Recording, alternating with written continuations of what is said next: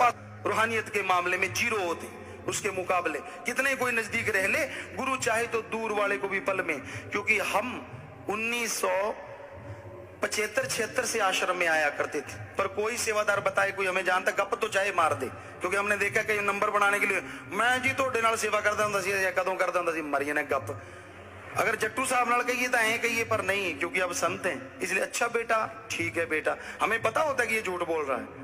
धक्के से बन जाएंगे, मैं जी थोड़े नाल सेवा करता हुंदा सी, मैं थोड़ा यार दोस्त ऐसे क्या भाई हुण तेनू कहिए कि आई संत मत गया, इसलिए यही कहेंगे हाँ बेटा हो सकता है, लेकिन सच ये होता है कि 0% कभी नहीं। तो हम यहाँ सेवा करते रहे, आते रहे, गाड़ी होती थी, गाड़ी लेके आते, ट्रैफिक वाले होते थे, कई बार उनको होता संगत चली जाती सामान लेके आना है, तो हमें उनको चाबियां दी और वो बेचारे सच बोले। पिछली बार हमने उनसे पूछा बेटा आपको चाबी दी याद है? कहता पिताजी बिल्कुल याद नहीं है।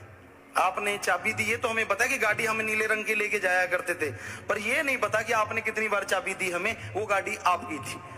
तो वो इस तरह से उसने सही बोला, बाकी किसी को याद नहीं रहा, क्योंकि सतगुरु की माया ऐसी है वो बुला देता है।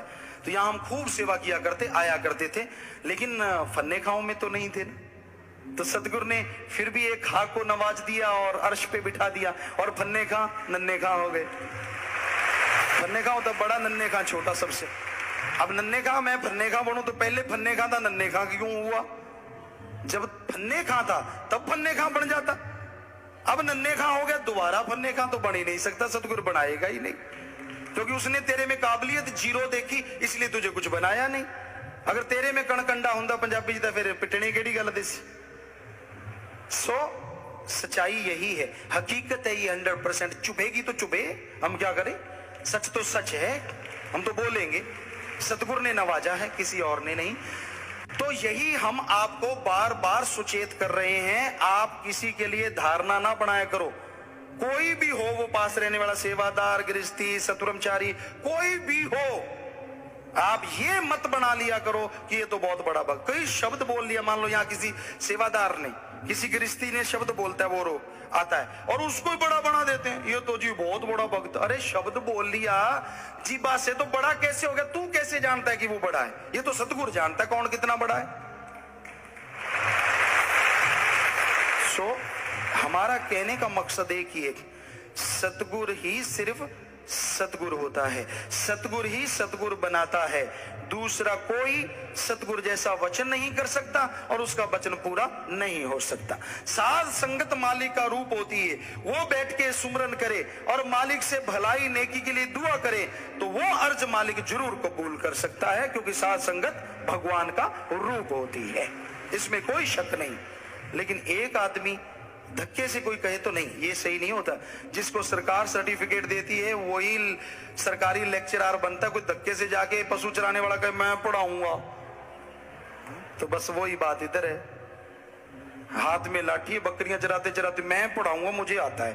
कभी ये नहीं होता, ये भी होता है कि वही पक्का पड़ेगा, क्योंकि उसको आता जाता तो कुछ होता नहीं। आता जाता होता सरकार उसको सर्टिफिकेट देके सरकारी बनाना देती लेक्चरर। तो यहां सच्ची सरकार का दर है, ये उसी को बनाती है जिसको वो चाहती है, धक्के से नहीं। ये सौदा तेरी बख्शिशदा ले सकते जोर तंगाने नहीं। बेपरवाह जी ने साफ साफ लिखा है, कुछ बने फिरो जितने मर्जी डरावे मारो। सतगुरु का ये दर है, यहाँ किसी का किसी को कोई नहीं डर है।